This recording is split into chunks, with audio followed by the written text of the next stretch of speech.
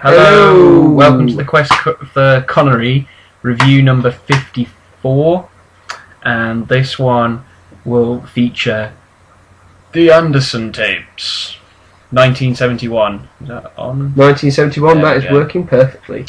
What did we give it? We gave it 5.5 out of 10. 5.5. First thing to say about it, very importantly, Connery has no hairpiece in it. Actually played au natural. Au natural, which is good. A little other point of interest, also co-stars Christopher Walken.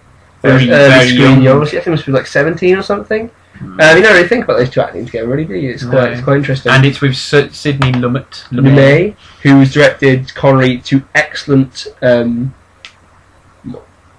thing, excellent to his peak, in The Hill, and we'll go on to The Offence. And this one, we've done The Offence already. That's what I'm saying. Yeah, but not yet. Hasn't done oh right, he hasn't done it. No. Yeah, we've reviewed The Offence. Yeah, check it out.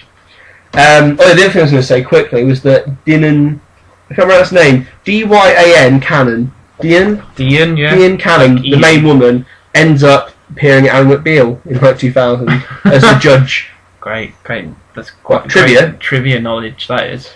Okay, right. So let's review the film. Bit disappointed with the direction choice to start off with that. Yeah, and I don't. And I know the scores by Quincy Jones. Yeah. Michael Jackson fame. Well, famous in his own right, really. Oh yeah, very good composer. But it's a bit weird in the film because it's the weird like. Yeah, I don't think it doesn't quite fit. Yeah, no, I mean it's one of those Lumet films about because he's a big New York fan. He likes Scorsese and Woody Allen. He loves New York, and I think it's sort of set around there. And basic plot: Connery gets out of prison, decides to rob the place where his girlfriend lives. It's a big apartment. For like his ex-girlfriend, 18 years or something like that. Yeah, something like that. And he gets out, and it's all about being recorded. Cause he's been recorded the whole time he's doing it, but they still managed to trick them or something like that. And it's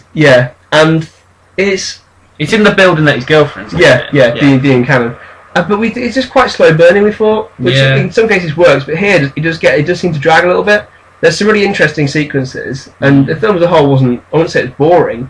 But it's just quite slow at points, and you just want to get them to the robbery. Yeah. Before that, even the planning's not particularly exciting. It's not. Yeah, I mean, maybe it's because we're kind of comparing it to modern day crime films we've seen, but there's still good films from back then that are a lot more exciting than this. Sting, for example. Yeah.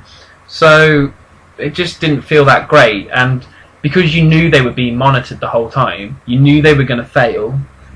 Yeah, but I guess you were just kind of waiting to see how they failed, and in the end, it's the stupidest thing. Because Connery's like, "Don't hurt the disabled kid," and then the kid in the wheelchair rings up the police, on his ham radio or whatever, and it's like you should just tied him up. Yeah. And so, like in the end, it's not that. It's not anything to do with the police being monitoring them. They just make a sloppy mistake. Yeah. But I mean, I guess the heist in itself is quite exciting. Yeah. I mean, we gave it 5.5. There's quite an interesting plot device, which sort of kicks in about towards the end of the film, in which you see the end of the robbery, the police talking to the press, and then while the robbery is actually happening, so they cut back and forth, and you sort of see these dead bodies being taken under blankets. You don't know who's died, which makes it quite interesting sort of plot device. Which we thought that built a bit of tension. It's good. But it was at the start of it, and like at the end, spoiler alert, you don't know. Oh, there's to the end. It's quite good with what happens with Connery. Oh yeah. The Connery end is good. Yeah. It's good. The Christopher Walken end is not quite so good. Check it. Yeah, watch it, and then you understand that weird reference, that mime which George has carried out. Just for that. Connery's performance quite assured. But he's not confident. But he's not doing anything special. No, but he's just trying to not be Bond again. And he's not doing anything different enough not to be Bond. He's kind of trying. Just because he's a bad guy. He's playing to his strengths, the whole kind of sex appeal, casual confidence. But at the same time, he's trying to be different. Softer as well, because he's really nice to his woman.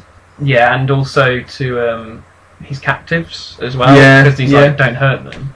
And maybe if it was kind of Bond character, he doesn't care, whatever. Yeah. But he just once again trying to do something different, and unfortunately it failed. Yeah, didn't do particularly well. Didn't make much money. So unfortunately, at the box office, which is going to be the story for many years to come. In the 70s, yeah. Yeah.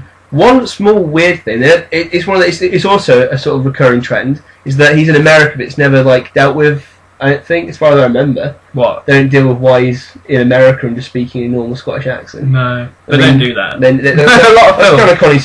We've only seen a few films, and it's towards the end of like the 80s where they actually address his Scottishness. Family Business is one where it's like, oh, we came we came in from Scotland. Okay. And then like the rest of them is kind of just like, yeah, I'm Scottish or Irish, like Entrapment or something. Entrapment, yeah. But yeah, these early days, it's like they're trying to show that he isn't, obviously.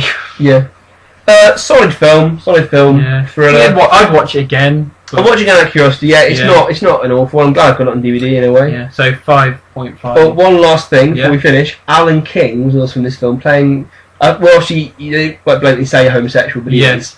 And Alan King was the one who would do a film called Memories of Me, which we reviewed, in which Connery was cameo. And he was in on the fiddle. Yeah. So him and Connery sort of became friends, and a little mini bit of trivia for you there. But 5.5, worth a watch, but don't expect anything too special from it.